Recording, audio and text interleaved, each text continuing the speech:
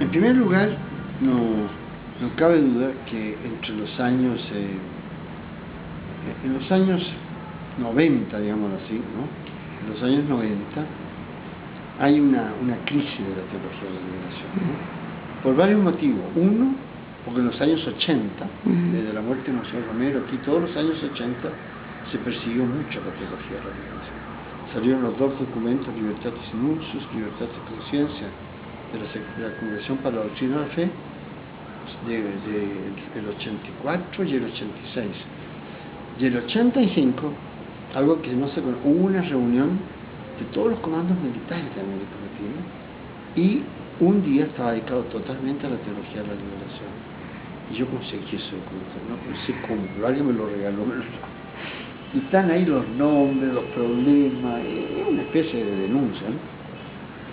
Entonces, también se acusó a las comunidades de base, de tener un foco marxista, y así, ¿no? Puebla fue el 79, ¿no? Donde se afianzó, pero ya después, ya el 79, ¿sí? Después comenzó la década del 80, que fue tremendo, ¿no? Tremendo. Estaba también el López Trujillo, a cargo del CELAM, se prohibieron muchas cosas, se cerraron otras. Entonces, el 89, cuando viene la crisis, digamos, que fue una crisis, digamos, más enorme, ¿no? Cuando cayeron los socialismos históricos, ¿no? En la Europa del Este y en otros países, ¿no? Además, terminó la Guerra Fría, triunfó la economía de mercado, ¿cierto? En fin, y se proclamó la muerte del socialismo, la muerte del marxismo, la muerte de la teología de la liberación. Nos pusieron ahí en la fila de los muertos, ¿no? Y esta acusación que se hizo ya desde antes de la infiltración marxista en las comunidades, dio el motivo, dio, digamos, el aliciente, la justificación para matar a tanta gente, ¿no? Y para destruir a los teólogos de la liberación, etc. Bueno, en todo caso, el 89, 90 viene ese gran cambio, ¿cierto? Que prácticamente todos los procesos, digamos, de transformación, de liberación, como que desaparecían, ¿sí? Entonces, del 89 al 92, yo te diría que hubo un tiempo de perplejidad, de mucho hablar de la que ahora que había que hacer una teología del éxodo, una teología del exilio, ¿cierto? Fue una situación muy difícil. Pero, ¿quién nos sacó de esta crisis? El año 1992 se celebraron los 500 años de la conquista de América. Y hubieron congresos de teología india, hubieron muchas manifestaciones, centros, incluso yo fui ese año allá allá en Riobamba, donde había estado Museo Pro Año, ¿no? a dar un taller largo sobre esto, y al DEI vinieron, más de la mitad eran indígenas, y muchos de esos fueron líderes, teólogos, el año 92. Entonces, nos dimos cuenta, digamos, ¿no? Que ya no era el problema de una revolución para tomar el poder, pero cabe duda que esa perspectiva del poder, de la liberación, ¿no? Estaba en esa perspectiva. Entonces ahí fue apareciendo que ya no se trataba de tomar el poder, sino de ver los poderes que estaban surgiendo de la base. Entonces, en esa fecha surgieron el poder indígena. Entonces surgió una teología indígena de la liberación. O sea, y después, el 74, fue la Revolución Zapatista en México, San Cristóbal de las Casas, Chiapas. Entonces ahí también vimos que había una teología que surgía, ¿no? de una revolución indígena. Y después vinieron los movimientos sociales, no fue la época de las mujeres, los movimientos sociales de los estudiantes, de los afroamericanos, incluso de los que tienen opción heterosexual. Empezaron a ver pero cantidad de movimientos sociales, pero ningún otro movimiento social tenía como perspectiva tomar el poder, sino generar un poder en la base. Entonces, ahí vino una tremenda renovación de la teología de la liberación, que había que hacer teología al interior de los movimientos sociales. Y esa línea sigue hasta el día de hoy, ¿no? Hacer teología desde los movimientos sociales. En el ley la hemos tomado como de línea de trabajo, ¿no? Entonces, ahora, en los movimientos sociales surgen nuevos teólogos y teólogas, ¿no? Porque ya la época, digamos así, hasta los 90, digamos, eran los teólogos, ¿no?, que más sonaban, ¿no? Que eran más conocidos, etcétera, ¿no? Y me acuerdo que nosotros hablábamos que estábamos pasando del tiempo de los elefantes al tiempo de las hormigas, ¿no? Entonces, que ya no eran los grandes teólogos, grandes talleres, sino más bien una teología que nacía desde los movimientos sociales y con líderes de los movimientos sociales, cristianos comprometidos en ese momento. Entonces había un movimiento campesino, ahí habían cristianos que reflexionaban sobre su fe y nacía una teología campesina. Entonces fueron surgiendo más de 20, ¿no?, nuevas teologías de la liberación, pero marcadas no por temas teológicos, sino por sus espacios, que nuevos, que eran la teología de los movimientos sociales. Después ya, el año 2000, empieza todo una serie de movimientos que van a renovar la teología de la liberación. En primer lugar, surgió ese movimiento del 2002, que fue Otro Mundo es Posible, el Foro Social Mundial, ¿no?, que tenía como eslogan, ¿no?, Otro Mundo es Posible.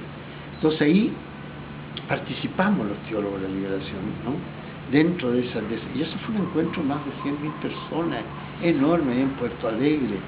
Entonces, para los próximos encuentros, que eran cada año, yo fui nada más que el segundo, pero todo un montón de otra gente fue el segundo, el tercero, el cuarto, ¿no?, nació un grupo que se llamaba Teología y Liberación. Pero lo nuevo era que estaba ligado a estos encuentros, ¿no?, de que Otro Mundo es Posible. Abrieron las puertas para que participara. Entonces, en todos los foros, ¿no?, Foro Social Mundial, hubo un encuentro dentro de Teología y Liberación.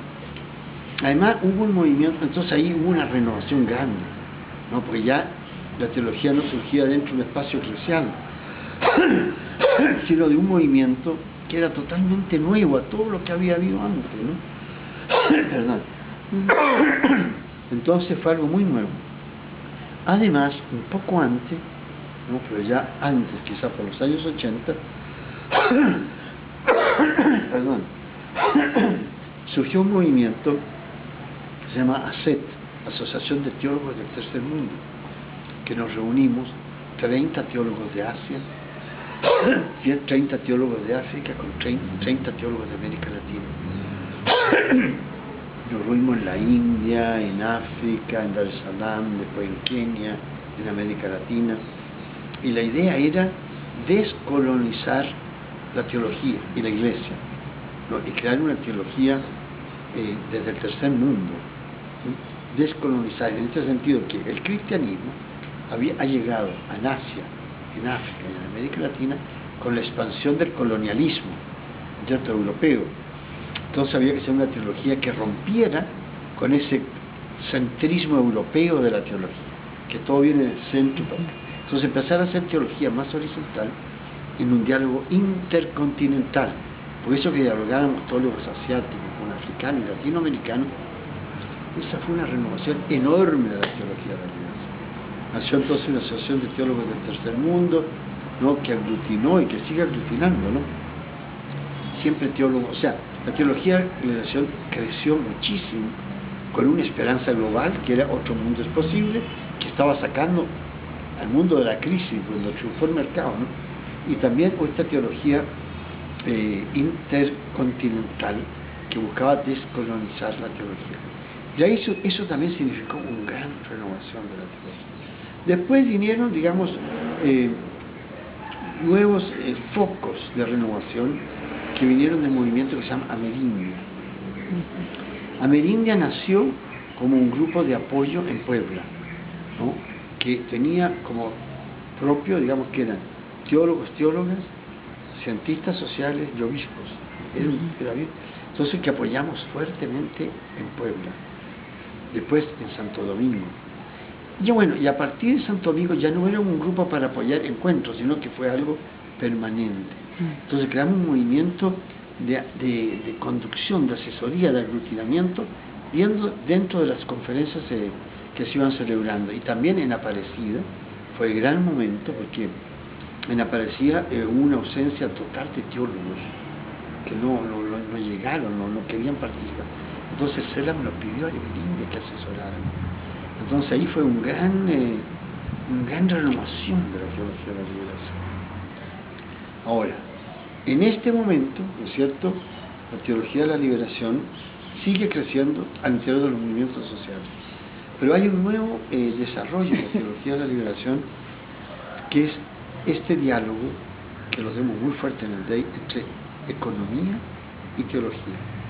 Y el diálogo en general con las ciencias sociales, pero especialmente, ¿no es cierto?, economía y teología.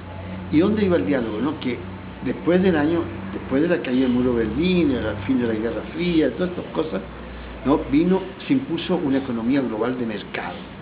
Nace el neoliberalismo, un capitalismo salvaje. O sea, el mundo cambió totalmente la economía, ¿no? Entonces, ahí Franz Hinckelmann en el DEI, que es muy buen economista, reunimos muchos economistas para estudiar este nuevo modelo de desarrollo, ¿no? Y vimos las fallas profundas, y especialmente que eran teológicas, ¿no? Todo el tema de la idolatría, el término de todo el mercado, ¿no?, todos los valores del mercado, ¿no?, que es totalmente contrario a los valores del Evangelio. Entonces este diálogo entre economía y teología, que fue un diálogo más académico, se empezó a dar por todas partes, ¿no? Entonces eso enriqueció mucho la economía y la teología. Nos salieron muchos libros, ¿no?, con eso. O sea, era una reflexión teológica de la liberación en diálogo con un análisis económico de la realidad. Pero después vino la gran renovación de la teología de la liberación a partir de la Biblia, lo de la lectura popular de la Biblia, ¿no?, o de la lectura de la lección divina, o lectura hablante de la Biblia, ¿no es cierto?, volver otra vez a reconstruir la hermenéutica, la lectura bíblica desde una perspectiva liberadora, ¿no? Entonces ahí apareció algo que ya venía apareciendo mucho, que la teología de la liberación no solamente es una nueva teología, como quien dice la teología tomista, pues la teología, qué sé yo, jesuita, la teología. No, la teología de la liberación fundamentalmente era generar un nuevo